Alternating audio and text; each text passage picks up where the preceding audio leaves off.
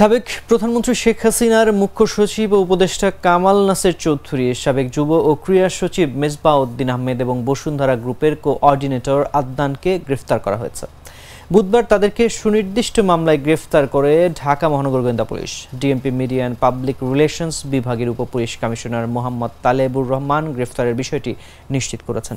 তিনি জানান, সাবেক প্রধানমন্ত্রী শেখ হাসিনার মুখ্য সচিব ও উপদেষ্টা কামাল নাসের চৌধুরী, সাবেক যুব ও ক্রীড়া সচিব মেজবাউদ্দিন আহমেদ এবং বসুন্ধরা গ্রুপের কোঅর্ডিনেটর আদনানকে গ্রেফতার করেছে ডিবি। তাদের বিরুদ্ধে সুনির্দিষ্ট মামলা রয়েছে।